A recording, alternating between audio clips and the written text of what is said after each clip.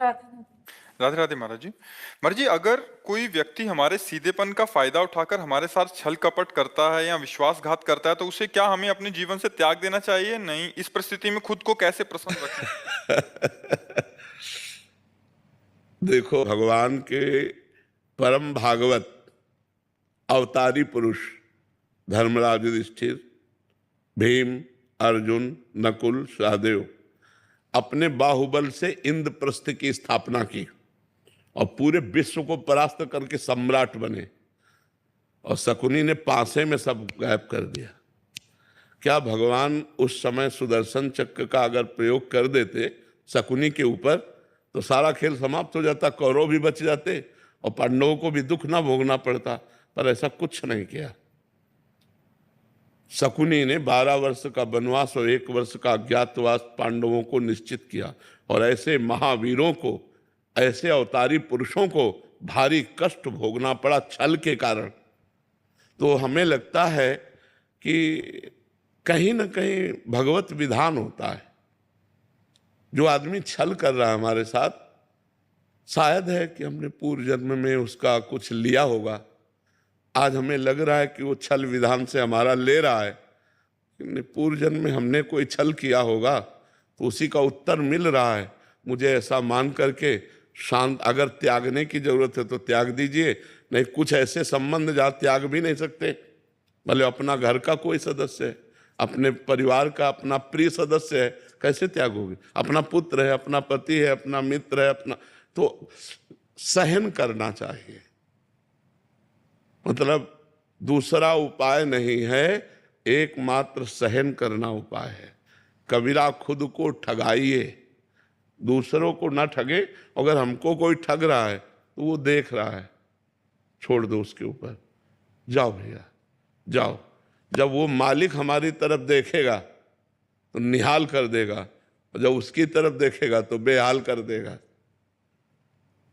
दुखिया को न सताइए, दुखिया देगा रोए, और जब दुखिया के मुखिया सुने तब तेरी गति का होए। ऊपर से लेकर के ये आज तक इतिहास साक्षी है। ये छल, ये कपट, ये व्यवस्था पहले से चली आ रही है, बड़े बड़ों के साथ। वही तो कह रहा हूं, धर्मराज है भाई। हम लोग तो धर्म से चलेंगे, वो तो धर्मराज है, और छल से मारा कि 12 वर्ष का वनवास, 1 वर्ष का अज्ञातवास। ऐसे महापुरुषों को भी छल, चाहते तो 1 मिनट में शकुनी को निपटा सकते थे भीम। 1 मिनट में केवल गला पकड़ के दबा दे तो जान से मर जाता लेकिन सबकी जड़ शकुनी था, और उसका कहीं बाल बांका भी नहीं किया, और बहुत कष्ट भोगा, बहुत कष्ट भोगा इन महापुरुषों ने। मंथरा ने तो कैकेयी के कान भरे, कैकेयी जी ने हठ ठान लिया, सुबह होने वाला था राज्याभिषेक और शाम के हो गया वनवास तो भाई देखो, हम लोग तो उनके अंश हैं, वो तो स्वयं परमात्मा हैं, बड़े बड़े महापुरुष हैं। कुछ बातें ऐसी होती जो केवल सहनी पड़ती है। कोशिश करो, अगर राजकीय कार्रवाई से तुम बच सकता है तो बच सकता है, नहीं तो शांत सह जाओ, वो देगा, मालिक कहीं से दे देगा। वो बहुत विधान करने वाला है। लड़ाई, हमें तो लगता है लड़ाई झगड़ा छल कपट इसमें सब ठीक नहीं है, शांति से सह जाए तो अच्छा है। देखो कितना सहने की कोशिश की पांडवों ने। पहले कहा था कि जब अगर 12 वर्ष का वनवास, 1 वर्ष का अज्ञातवास आप पूरा कर लेंगे तो पूरा चक्रवर्ती राज्य आपको मिल जाएगा। जब पूरा कर लिया तो उनका राज्य नहीं देंगे, तो बोले आधा दे दो, बोले आधा भी नहीं देंगे, तो बोले 5 गांव दे अब आप देखो ईमानदारी की हद और बेईमानी की हद। पांडवों ने कहा 5 गांव दे दो, तो भगवान से क्या कह रहा दुर्योधन, सूजी अग्रे न केसवा, सुई की नोक भर नहीं देंगे, तो विनाश कर दिया। फिर 100 के 100 मरे, 99 नहीं, 100 के 100 मरे। तो इसलिए अपने को चाहिए कि दबता चला जाए, कोशिश करे कि लड़ाई झगड़ा ना हो, सह जाए। और जब ऊपर जो बैठा हुआ सबके देख रहा है, वो जब देख लेगा ना, तो वो जब न्याय करेगा तो विध्वंस हो जाएगा सामने वाला।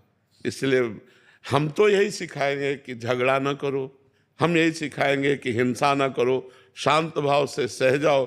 अगर कहीं ऐसा लगता है तो राजकीय विभाग का सहयोग ले लो, लेकिन लड़ाई झगड़ा ना करो। बहुत शांति थोड़ा जीवन है। आजकल लोग जरा जरा सी बात में हिंसा कर देते हैं। ये नहीं जानते कितना कीमती मनुष्य शरीर, और इसको हम नष्ट कर देंगे और हमें कितना बड़ा अपराध लगेगा।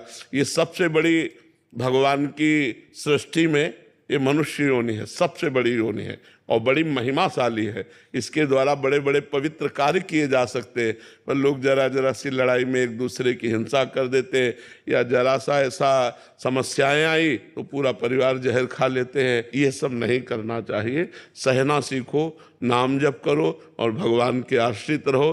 किसी तरह संसार से हम मुक्त हो जाए, नहीं बहुत कठिन, बार बार जन्म, बार बार मरण कहाँ तक भोगेंगे यार, कितना भोगेंगे, कितना कष्ट है संसार में। इसलिए नाम जप करो।